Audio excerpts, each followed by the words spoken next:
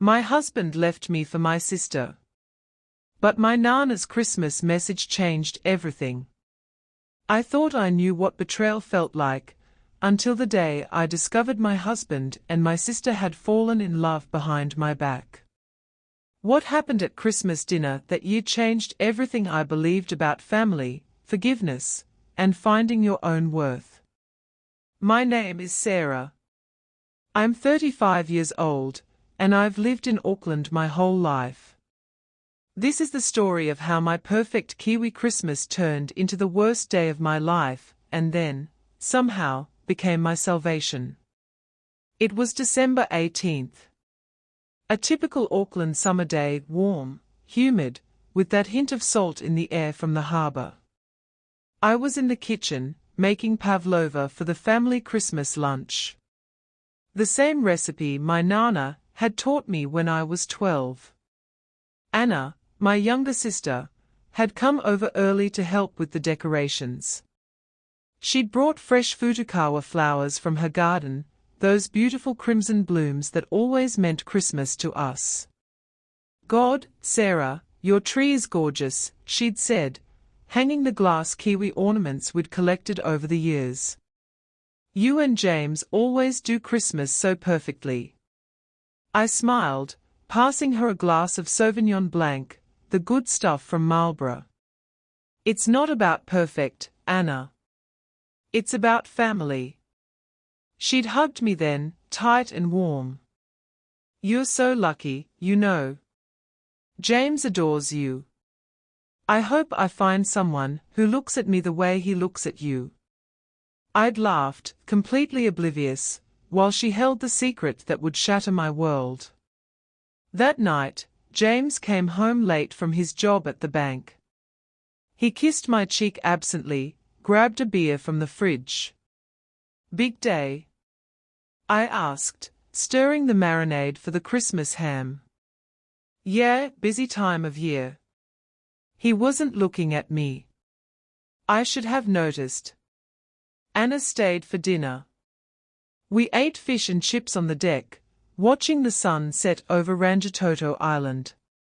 She and James laughed at some joke I didn't quite catch. Their eyes met across the table. I thought nothing of it. Why would I? She was my baby sister. He was my husband of 8 years. 3 days later. December 21st. The longest day of the year in the Southern Hemisphere. It would become the longest day of my life.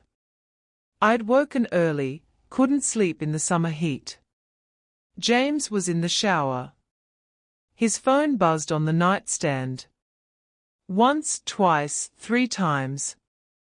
I wasn't the type to check my husband's phone. Trust was everything in a marriage. But something, call it women's intuition, made me glance at the screen.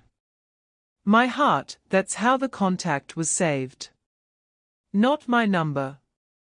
My hands trembled as I picked up the phone. The message preview showed, "Can't do this anymore. She needs to know before Christmas. Can't sit at that table pretending." I knew that number. Knew it by heart. Anna. The world tilted. I sat on the edge of our bed, our marriage bed, staring at those words until they blurred. The shower stopped. I heard James humming, that old Crowded House song he always sang. I was still holding the phone when he came out, towel around his waist. His face went white. "Sarah. How long?" My voice was eerily calm. He sat down heavily, water still dripping from his hair. 6 months. 6 months. While I'd been planning our anniversary trip to Queenstown. While I'd been supporting Anna through her latest breakup. While I'd been living my life.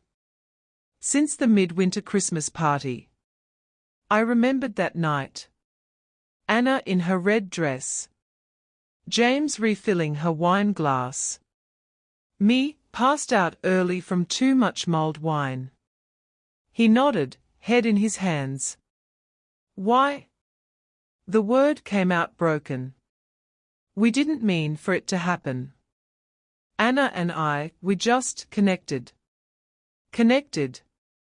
Like we hadn't been connected for 8 years. Like our wedding vows meant nothing. Get out. I whispered. Sarah, please. Get out. The scream surprised us both. He threw clothes in a bag. Before leaving, he paused at the door. I never meant to hurt you.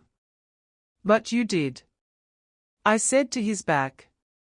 You both did. The door closed. The house felt enormous. Empty. The Christmas tree lights blinked mockingly in the corner. I called Anna. She answered on the first ring. Sarah. Her voice was small, guilty. Come over. Now. She arrived within an hour. Wearing the bracelet I'd given her for her 30th. Her eyes red from crying. We sat on the front steps, the same steps where we'd waited for the school bus as kids. How could you? I asked. She started crying harder. I'm so sorry. We tried to fight it. Fight what? The urge to betray me. You don't understand. She said. You've always had everything. Perfect marks at uni. Perfect job. Perfect husband. For once, just once, I had something that chose me. He was my husband, Anna. My choice. My life. But he wasn't happy, she burst out. He felt suffocated. You're so organized, so controlled. He needed spontaneity, passion. Spontaneous. Like stealing your sister's husband. And you gave him that. I laughed bitterly. We're in love, Sarah. Real love. Not just comfort and routine. I stood up. My legs shaky, but my resolve firm. Then I hope it's worth losing your sister. I went inside and locked the door. Left her on the steps where we'd once shared dreams and secrets. The next days blurred together. Mum called constantly. Sarah, love, we need to talk about Christmas. I'm not coming. But it's family. We can work through this. They destroyed my family, Mum. People make mistakes. Anna's devastated. Anna was devastated. I wanted to scream. Dad was worse. His awkward silence on the phone said everything. Just think about it, kiddo. Was all he managed. I turned off my phone. Pulled the curtains. The summer sun felt like an insult. Then, on December 23rd, my Nana called. Not on my mobile. On the landline. The one only she used. Sarah Jane Mitchell. Her voice was firm despite her 86 years. You answer me right now. I picked up. Nana. None of that. You're coming to Christmas dinner. I can't. You can and you will. 2 o'clock sharp. Wear that blue dress I like. Nana, they'll be there. I know exactly who'll be there. Her tone was strange, determined. That's why you need to come. I don't think I can face them. Sarah. Her voice softened. Sometimes love means showing up even when it hurts. Trust me. She hung up before I could argue. Nana. Elizabeth and Mitchell. The matriarch of our family. Survived the Christchurch earthquakes. Buried my grandfather 15 years ago. Never missed a Christmas. I spent Christmas Eve preparing. Not for them. For her. I showered. Washed my hair. Put on the blue dress she loved. The one I'd worn to her 85th birthday. I did my makeup carefully, covering the dark circles, the hollow cheeks. I'd lost 5 kilos in 3 days. Looking in the mirror, I hardly recognized myself. But I stood straight, lifted my chin. For Nana, I whispered. Christmas Day dawned bright and hot. Fujisawa trees blazed red along the streets. Families headed to beaches with their barbecues. I drove to Nana's house in Remuera, the old villa she'd lived in for 60 years, where every family Christmas had been held since I could remember. The driveway was full of cars, including James's silver Honda. I sat in my car for a moment, breathing deeply, then walked to the door. Cousin Michael answered. Sarah, didn't think you'd make it. Word had spread then. The family scandal. I walked into the familiar living room. The Christmas tree touched the ceiling. Decorations I'd known since childhood sparkled. And there they were. On the sofa, James and Anna, sitting close, his hand on her knee. My stomach clenched. But I kept walking. Mum rushed over. Oh, darling. You came. Her relief was palpable. As if my presence could fix everything. I greeted aunts and uncles. Cousins. Everyone except them. Then I went to find Nana. She was in the kitchen, checking the roast, wearing her good pearls. She turned, looked me up and down, nodded approvingly. There's my girl. She hugged me. Longer than usual. I don't know if I can do this, Nana. Yes, you can. She held my face in her soft hands. Because you're a Mitchell woman. And Mitchell women don't break. We returned to the dining room. The table was set with the good china. The crystal glasses that only came out for special occasions. I sat between Michael and Aunt Ruth. Directly across from them. Dinner began. Ham. Roast lamb. Kumara. Pavlova waiting on the sideboard. Conversation was strained. Everyone avoiding the obvious. Talking about weather. Sports. Anything safe. I watched James and Anna. How he served her food. How she touched his arm. How they existed in their bubble while I drowned. During the main course, Uncle Pete tried to joke. So, when do we get more great-grandkids for Nana? The silence was deafening. James actually smiled. Smiled. Like our 8 years of trying for children meant nothing. I gripped my fork so hard my knuckles went white. Then, as plates were being cleared, Nana stood up. She picked up her wine glass. The crystal one from her wedding set. I have something to say. The room fell silent. Everyone turned to her. 50 years ago. She began. My mother stood in this very room, at this very table, and taught me something about love.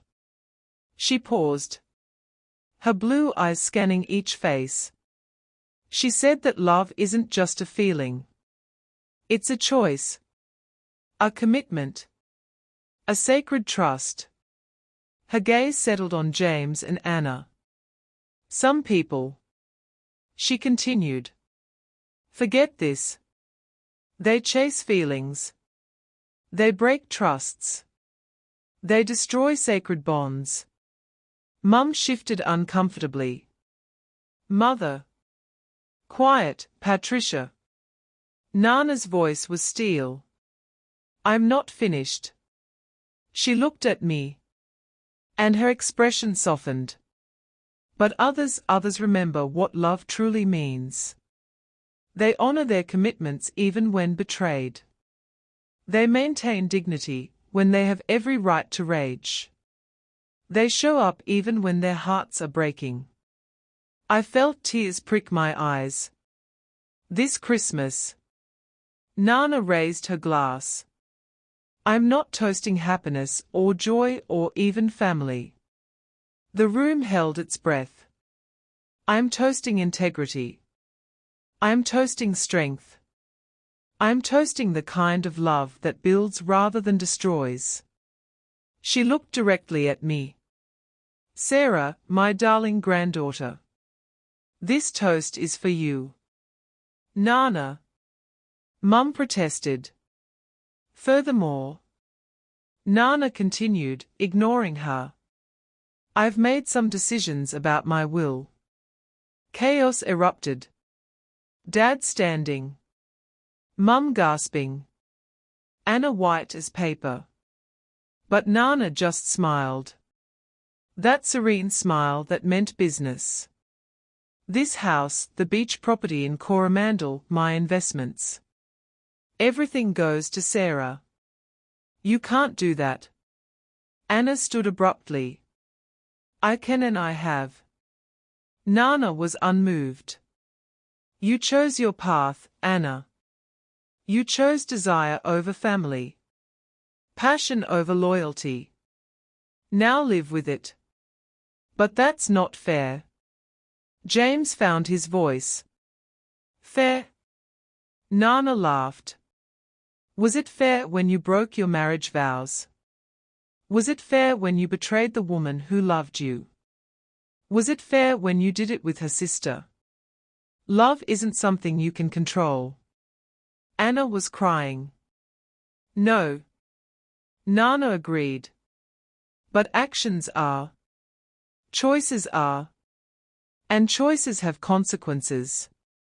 She set down her glass. Now, James and Anna, you may leave my home.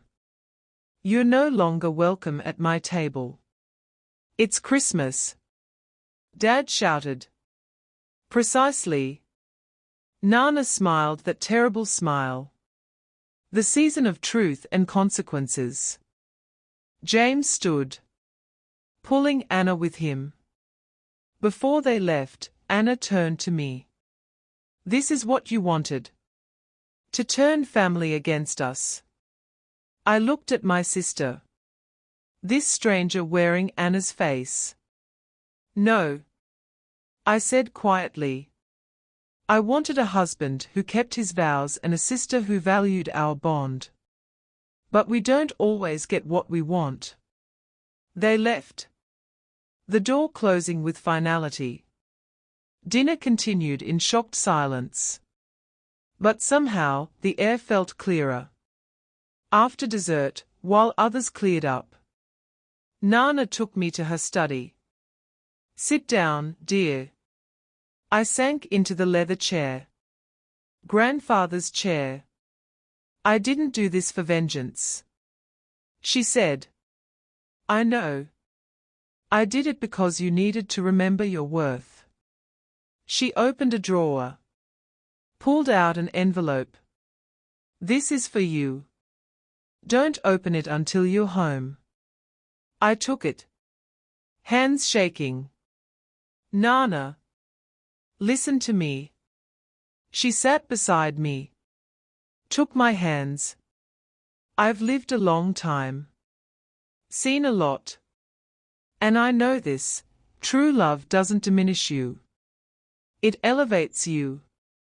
What they have isn't love. It's theft. What if I never find real love? She smiled. You will. Because now you know what it isn't. And sometimes, that's the most valuable lesson. We rejoined the family. The atmosphere still tense, but somehow cleaner. As I left, she hugged me at the door. Remember, Mitchell, women don't break. We rebuild. Stronger. I drove home as the sun set. The envelope on the passenger seat. In my empty house, I opened it. Inside was a letter. And a photo. The photo was of Nana as a young woman, standing beside a man I didn't recognize. The letter explained. My darling Sarah, when I was 25, my fiancé left me for my best friend. 2 weeks before our wedding. I thought my world had ended. But your grandfather found me crying in Victoria Park. He was nobody special then. Just a kind man with gentle eyes who offered his handkerchief. 3 years later, I married him. Had your mother. Built a life filled with real love. That first man. Divorced within 2 years. Died alone. Your grandfather and I had 53 beautiful years. The point is this: rejection is often protection. What feels like an ending is actually a beginning. The beach house in Coromandel is yours now. Go there. Heal. Begin again. And remember, you are worthy of a love that chooses you every single day. All my love, Nana. I cried then. Really cried. For the first time since finding those messages. But they weren't just tears of pain. They were tears of release. I took a month off work. Went to the beach house. Walked the sand every morning. Watched the sunrise paint the sky. Slowly, I began to heal. 6 months later, at a book club meeting, I met David. A widower with kind eyes and a gentle laugh. We talked about loss. About rebuilding. About second chances. He didn't sweep me off my feet. He helped me find my footing. A year later, Nana attended our small wedding in her garden. She wore her pearls and that knowing smile. You see, she whispered as she walked me down the aisle. Mitchell, women don't break. James and Anna. They moved to Wellington. Had a baby. Got married quietly. Mum tells me they struggle. That the passion that brought them together wasn't enough to sustain them.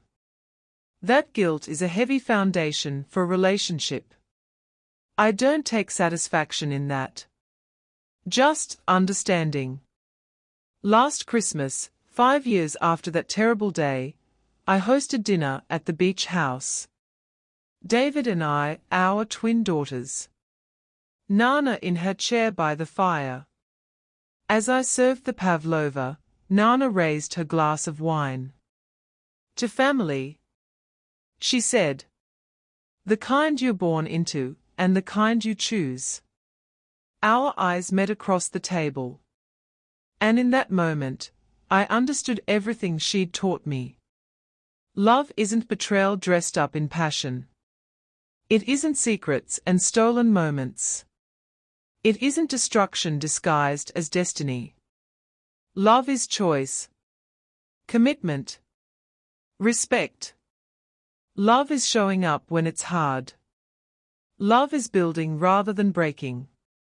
That night, after everyone had gone to bed, I stood on the deck. The Futukawa tree grandfather planted was in full bloom. The waves whispered against the shore. The stars blazed in the clear summer sky. Thank you, I whispered to the night. To Nana. To the universe. For teaching me that sometimes the worst betrayals lead to the best beginnings. That Mitchell women don't break. We rebuild. We rise. We choose ourselves. And that choice makes all the difference. If this story touched your heart, if you've known betrayal or loss or the struggle to rebuild, share it. Because somewhere, someone needs to know that endings can be beginnings. That betrayal can be a gift. That choosing yourself is the bravest choice of all. Leave a comment. Share your story. Let's remind each other that we are not alone. And remember, you are worthy of a love that chooses you every single day. Not just when it's convenient. Not just when it's easy. But especially when it's hard. That's the love you deserve. That's the love that's waiting for you. Trust the journey. With love and hope, Luca Mackin.